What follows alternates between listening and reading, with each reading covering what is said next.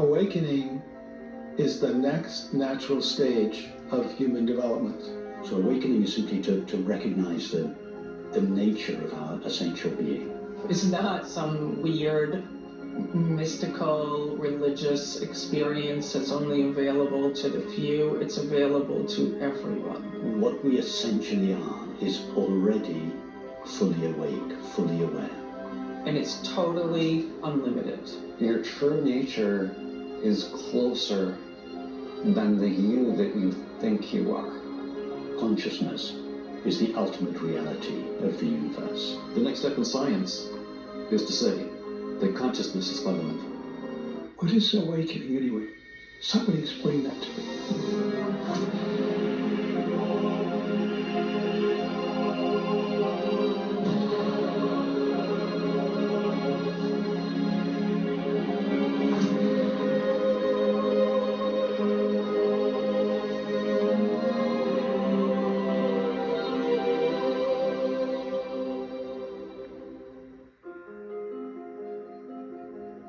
What is awakening? Whether you call it the true self, the immanent self, or no self, or Buddha nature, Tao, or Christ consciousness, it really doesn't matter. In this film, we're going to refer to it as awareness. Awareness is not the property of any religion. Awakening, or realizing awareness, is like waking from a dream. The dream of your character in the play of life. Through our characters, we experience the world in all of its beauty and its ugliness. We can call this experience of life and death duality. Around and around we go, fixated on the character's thoughts and sensations. Good and bad, war and peace, light and darkness, birth and death, until we wake up and find out we are not the character.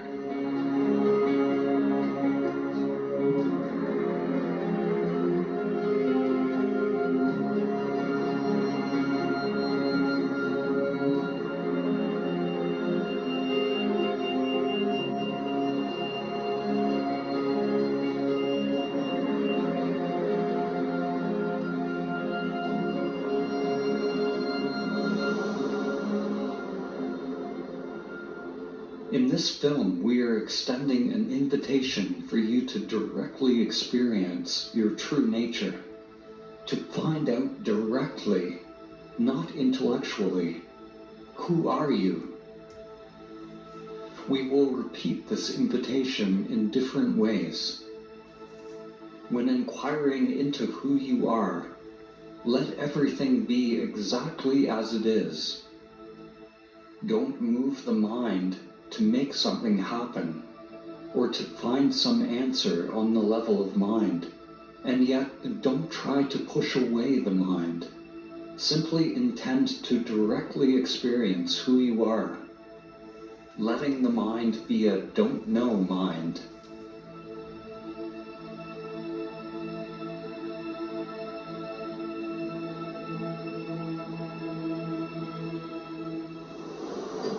Awakening is the answer to all of the world's problems, on every level. All of the world's problems stem from a delusion, the fundamental delusion of the mind. And that delusion is that I am this limited character. When we're living from a small separate self, there's always some kind of perpetual dissatisfaction. So this can be big dissatisfaction like trauma, or it can be just this background feeling. Something's not right. Something's wrong. I'm missing something. Even when I have some pleasure, even when I achieve something in world, even when I have a good relationship, if I just have a pause or a moment, there's this dissatisfied feeling like I'm isolated or cut off from something. So this feeling, which it seems like most people have, can motivate us to awaken from that small separate self whose nature is a kind of separation anxiety. This limited character has a tendency to grasp for what it wants. It's just a collection of conditioned patterns of craving what it wants or trying to push away what it doesn't want. It's this endless process of, you could say, a pleasure principle, going after pleasure, avoiding pain. And if we believe we are this character, this conditioned pattern, then we suffer, and we create suffering in the world. The world becomes a reflection of that egoic consciousness. The benefit of awakening is that you suffer less, and the people around you suffer less. There's no doubt in my mind that my initial connection with my understanding of God was an awakening for me in my life, the biggest awakening that I've ever experienced. It was very much as if I had been asleep really for 50 years, walking around like a robot, just doing the things that I was taught to do from the time I was a young man. I had the whole formula down. Get the girl, get the car, get the job, get the house, get the spouse. A formula that I already thought was how I was supposed to work, until I got to be around 53 years old, and I realized that while I had done most of those things and had become professionally successful to a degree, then I realized that none of it mattered. I woke up somewhere around the age of 53, realized none of this matters. None of this means anything. Was shocked to find how little it really meant, how pointless it all was.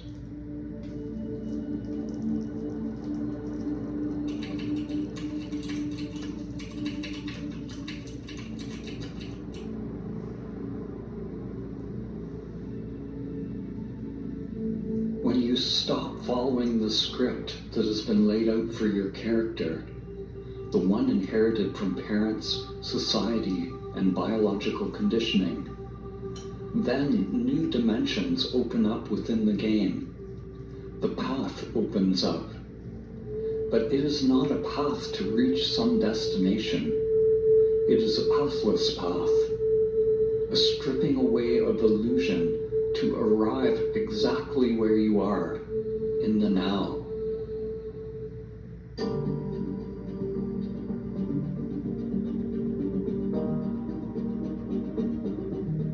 My name is Rupert Spira.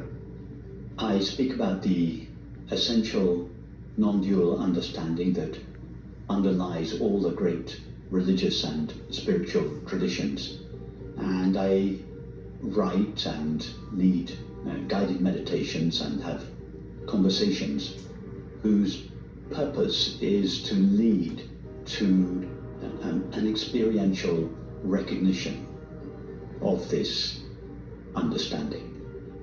Understand that the peace and the happiness for which we all long above all else can never, by definition, be found in objective experience. It can never be provided by objects, substances, activities, and relationships. I would suggest understanding that clearly and not spending the rest of one's life seeking fulfillment where it cannot be found. Anyone who is watching this movie is doing so precisely because they have either understood or at least intuited that the peace and happiness for which they long cannot be found in objective experience, and have begun this investigation into their true nature. That is the most important investigation one can make, and it is the investigation upon which depends our happiness. The biggest question of my life, of course, which I believe is the question most people look at sooner or later, is what is the point actually? What is the point of life? And much to my surprise, I was told that the point of life had nothing to do with anything that I was doing. It wasn't about my job. It wasn't about my career. It wasn't about hardly anything in my physical life. Those were aspects of my life, but they were not the point of my life.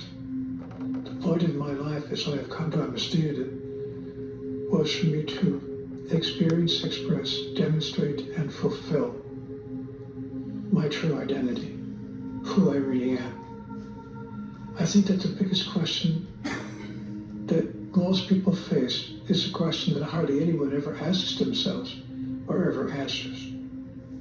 The biggest question of life, in my understanding, is who am I? Who am I? Am I simply a physical entity, like a bird in the sky or a fish in the sea? You know, perhaps more sophisticated, but just a physical entity. I'm born, I live, I die. That's the beginning and the end of it. Or is it possible, just possible, that I'm more than that? Is it possible that I'm a spiritual entity, simply having a physical experience?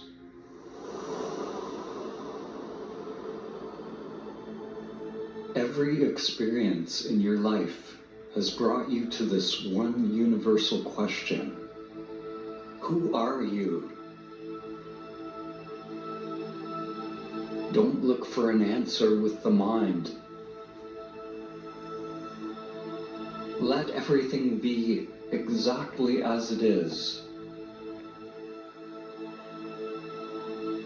Who is aware of the mind? Feel everything that comes up. Who is aware of those feelings? Have a complete experience of everything that comes up as a result of your inquiry.